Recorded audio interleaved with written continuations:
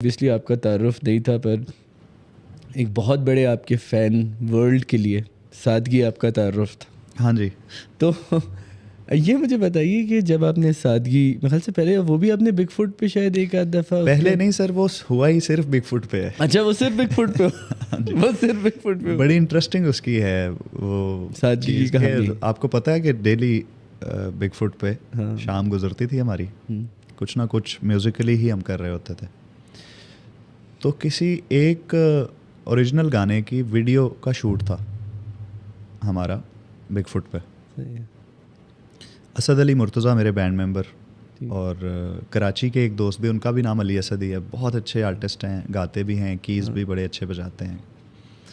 वो इकट्ठे हुए थे, तो मुझे याद है कि कोई दोस्त हमारा लेट था जिसके इंतज़ार में हम लोग सेटअप लगा के बैठे हुए थे।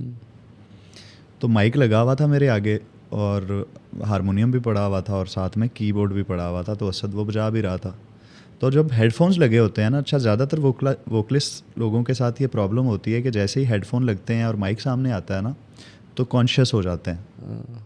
ठीक है। वोकल करने में ना, क्योंकि वो बहुत बारीकियां भी सुनाई दे रही होती हैं अपनी आवाज़ की, तो सांस भी लें तो आवाज़ आती है। तो बहुत सारे लोग वहाँ पे अनकंफर्टेबल होते हैं अचानक अगर माइक और वो आ जाएं।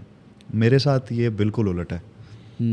मेरे सामने कंडेंसर माइक आ जाए और मेरे कानों पे हेडफोन आ जाएं, तो मुझे ज़्यादा जी चाहता है कि मैं गाऊं, यानी मुझे कॉन्फिडेंस आता है। उसकी वजह ये है कि मैंने बहुत ज़्यादा ज़िंदगी में रियाज जो है अपना, वो मैंने किया ही माइक पे है। अच्छा। मुझे किसी मेहरबानी हो उसकी, मुझे बंदा भी याद नहीं है, पता नहीं कई साल पहले मुझे किसी दोस्त ने कहा था कि यार रियाज ना तुम माइक पे किया करो।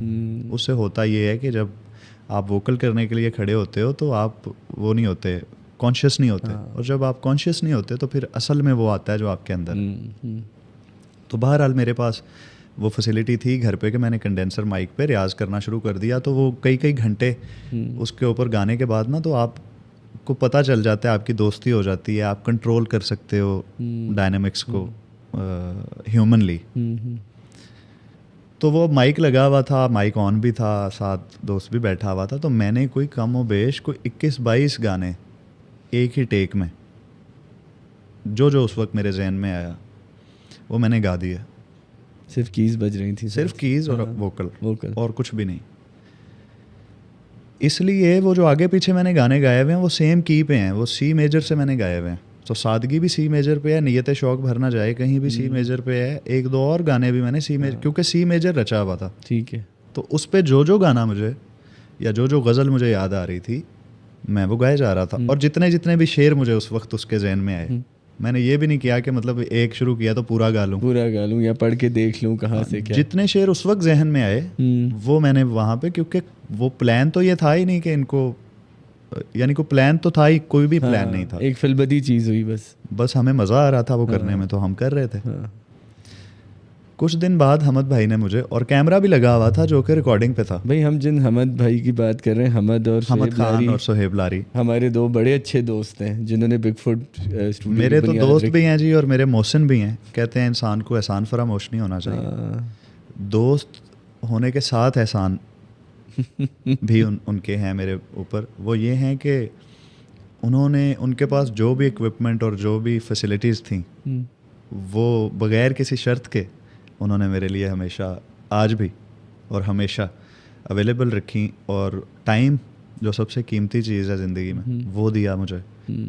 और जितनी पॉसिबल सपोर्ट होती है मॉरली, या वो उन्होंने हमेशा मेरी की है। तो उनका नाम आ गया तो मैंने कहा उनके जिक्र होना चाहिए। तो ये वाला आपने कहा हमद की एक दफ़ा कॉल आई आपको, तो ऐसे ही स्टूडियो किसी काम के लिए उन्होंने कहा कि आप चक्कर लगाएं। मैं गया तो उन्होंने मुझे वो सारी फाइल्स जो थी, ऑडियो और वीडियो, उनको उन्होंने सिंक कर दिया हुआ था, क्योंकि एक ही कैमरा पे शूट हो रही थी। सही। तो वो मैं बैठा हुआ हूँ सामने और गा रहा हूँ, हल्का सा मिक्स करके ऑडियो उन्होंने मुझे दे दिया। मैंने क्या किया कि मैंने एक ही हफ्ते में वो 19-20, मुझे ये भी पता नहीं था उस टाइम पे, 2020 19-20 की बात कर रहा हूँ, ये बहुत पुराना टाइम भी नहीं है, क्योंकि मैं यूट्यूबर नहीं हूँ और मैं ना था कभी। इसलिए मुझे नहीं शादी हुई भी थी सर मेरी। नहीं मैं कमा रहा था, मैं अपने उसकी बात कर रहा हूँ, आपकी बात नहीं कर रहा। खामखा भाभी समझे कि आपने कहीं क्लेम कर दिया। नहीं मैं कमा रहा था इसलिए कह रहा हूँ। तो वो मैंने ना वो मुझे यूट्यूब के बारे में भी बहुत ज़्यादा चीज़ें पता नहीं थी उस वक्त। तो मैंने वो सारी चीज़ें अपलोड कर दी एक हफ्ते के अंदर। अच्छा। 19-20 वीडियोस और ऑडियोज़। और अनस हमारे दोस्त हैं, ए फॉर अलिफ रिकॉर्ड्स, वो तो उनको मैंने ऑडियोज़ दे दिए कि भाई आप इनको वो कर दें, डिस्ट्रीब्यूट कर दें। अच्छा, वो मुझे ये अंदाज़ा, और एक 1.5-2 साल वो पड़ा रहा वहाँ पे ऑडियो, वही 600-800 टाइप व्यूज़ थे उस पर। और हम अपने कामों में लगे वगे रहे इधर उधर। अचानक पता नहीं क्या हुआ कि वो मुझे अनस की कॉल आई। उसने कहा यार क्या हुआ है, सब खैरियत है? मैंने कहा अल्लाह रहम करे, सब खैरियत है, तुम्हें क्या हुआ है? तो कहता है यार तुमने अपने चार्ट्स देखे हैं, वो तुमने वो स्पॉटिफाई खोल के देखा है उस पर? मैंने कहा यार मैंने तो नहीं देखा, क्या हुआ है वहाँ पे? कह रहे यार तुम्हारा गाना हिट हो गया है बहुत ज़्यादा। तो मैंने कहा यार ये तो खुशी की बात है। तो कह रहे हाँ। तो मैंने कहा तुमने तो ऐसे कॉल की है जैसे। नहीं वो अंदर सारी बातें ऐसे करते हैं।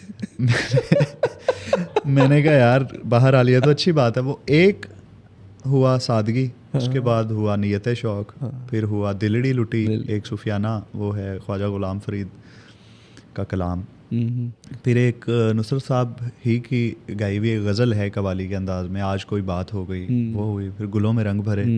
बेसिकली वो 19-20 कवर्स थे जो मैंने गाए थे। वो सारे के सारे शदीद हिट हो गए। हिट से मेरी मुराद ये कि उनके नंबर्स बहुत ज़्यादा आने लगे। उस पर इंस्टाग्राम पे रील्स बनने लगी उस पर, और हमें शोज़ के लिए कॉल्स आने लगी, और इधर उधर टिकटॉक का मुझे वो बहुत ज़्यादा पता नहीं है। नहीं मैंने देखा है कि, और मैं यहाँ ये डिस्क्लेमर दे दूँ कि मुझे टिकटॉक से कोई प्रॉब्लम नहीं है। बस मैं खुद इस्तेमाल नहीं करता, ये एक बात है, और ये तो पर्सनल चॉइस होनी चाहिए। बिल्कुल। तो जो लोग वहाँ पे हैं वो रहें, वो बहुत अच्छा कर रहे हैं जो भी कर रहे हैं। अब मैं नहीं हूँ तो मुझे उसके बारे में बहुत ज़्यादा इल्म नहीं है। ठीक है। लेकिन बहरहाल वो सारे प्लेटफॉर्म्स के ऊपर उसके हिट और यूट्यूब पे भी उसके मिलियंस ऑफ व्यूज़ आ गए और वो सारा कुछ हो गया।